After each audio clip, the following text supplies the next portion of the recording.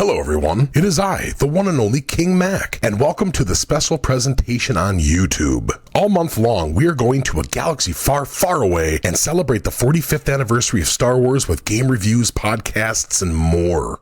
Be sure to grab a hot fresh cheeseburger with some french fries, a tasty milkshake, and a nice soft drink. Thank you all for watching, and now here is Tony, aka TTBurger 88, to bring you the special feature presentation of TTBurger Game Reviews Star Wars Edition on YouTube.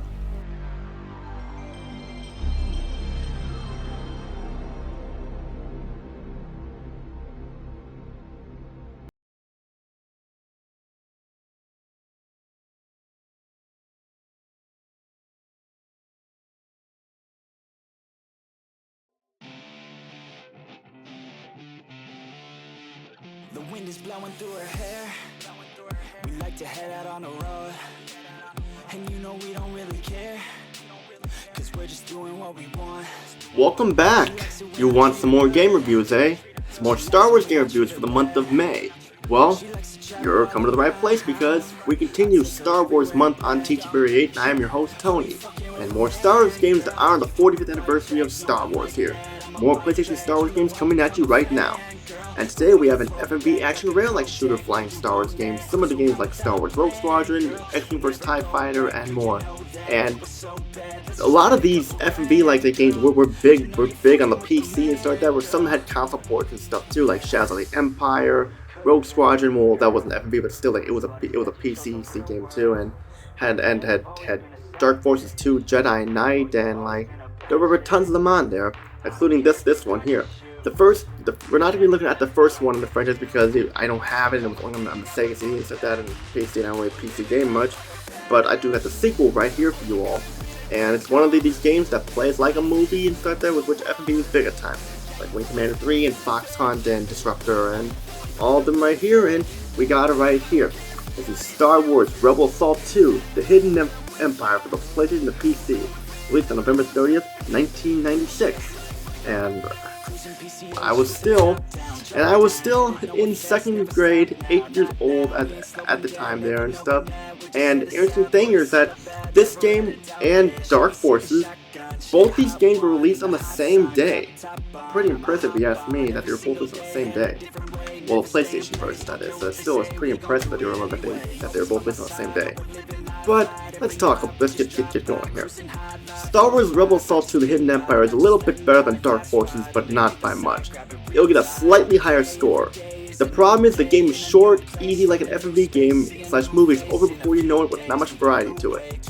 But I'll get to that later on.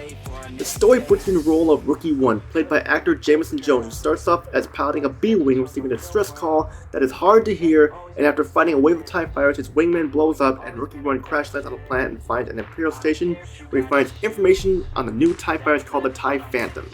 And the story puts Rookie 1 in the role of stopping the Empire's role of destroying the rebels and succeeding with the TIE Phantoms. Story is good. I will admit that it's good, short but good. Key characters like Admiral Akbar appear in it too, and that's pretty cool there as well. The game takes place after Episode 4, A New Hope, and just thought I'd like to put that out there. Presentation here: Star Wars Rebel Assault 2: The Hidden Empire is all FMV and pre-rendered. The FMV scenes are fantastic and look great, almost on par with Wing Commander 3 Heart of the Tigers FMV scenes and Wing Commander 4 The Price of Freedom's FMV scenes. But like Wing Commander 3, you can tell they were all done on a blue screen / green screen, and it really shows too, especially in the scenes where they're running around and stuff. It all looks like a blue screen done to death. The ships and the FMV scenes look CG and stuff, and I like them, they're very cool. The in-game graphics still are good and stuff. While they may look a little blocky at times, the graphics still get the job done. They have that pre-rendered FMV thing, like what you're doing is like it's like with the waste of time making Arbitrary Wednesday, you're playing against a movie, and that's what it shows there. Sound is an average mixed bag, like an average cheeseburger from an average fridge restaurant. The music is awesome. They were taken from the original trilogy, and I enjoy them. And they fit really well. But I had to turn the music off because of didn't want to get any copyright claims there. Only problem is certain songs play in the wrong areas. Like, example, why is the Hoth theme played in a minefield level? It does not fit at all in my opinion. The acting is rather poor in the FMV scene. Jamison Jones, who plays Rookie 1, is the lone bright spot. Julia Eccles, who portrays Rue Merlin, who was like the female protagonist, It's not bad along with Scott Lawrence, who betrays Darth Vader, but the other actors sound like they'd rather be somewhere else instead of recording lines for this game. The gameplay of Star Wars Rebel Assault 2: The Hidden Empire, honestly, there's not much to the gameplay, and this is where it suffers. This is an FMV game with flying segments, on-foot segments, flying combat segments, and like escape segments and more. But while there's a good idea with how you have different ships you pilot and stuff, the game feels the same throughout most of the levels.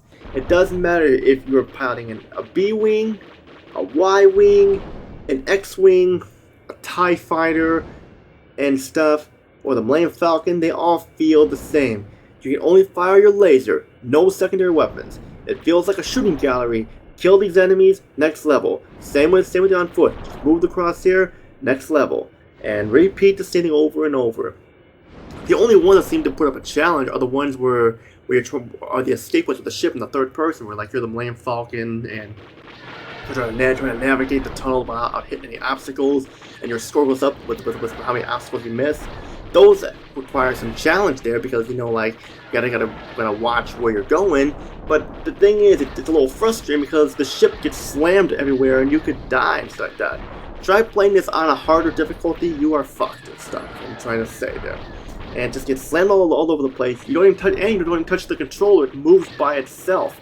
And just like I wish I could show you guys that my controller was down at times. I wasn't even just rocking me around and stuff like that. And there's like the first person ship levels just move the crosshair while up and down, and you are moving automatically and get you killed because you have no control over the ship and it hits stuff. And I think they did it on purpose to make it feel like a movie, but still, don't do it to where like I'm gonna get killed because you lose lives like that. And just And there's a level called TIE Fighter Training, but you never use a TIE Fighter again after this level. So what's the point of this then?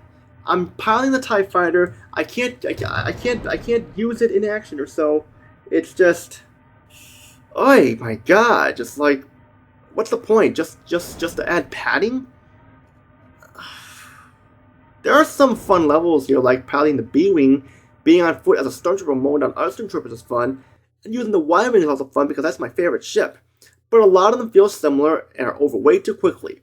There is one first-person level that's on foot, but you move automatically. It's similar to the third-person on foot levels and stuff, and these levels feel like a shooting gallery. Repeat over and over until you kill all the enemies. Lack of variety and challenge factor are here.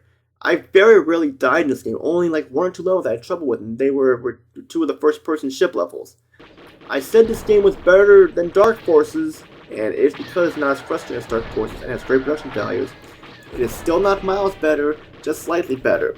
Rogue Squadron did it a lot better, and it would have been nice if we got a port of that game instead of just this, because it would have been better. You can beat this game in 2 to 3 hours. There's no extras. It's just, you want to play it at another difficulty, go ahead, but there's not much replay value to after this. And on top of it all off, to save a file, the memory card takes up 5 blocks on a memory card. For this short of a game, that is a waste of 5 blocks. Like, wow. If you want to play the level again, just enter a password or something like that. Just play the levels over again, so and just take your high score start from scratch.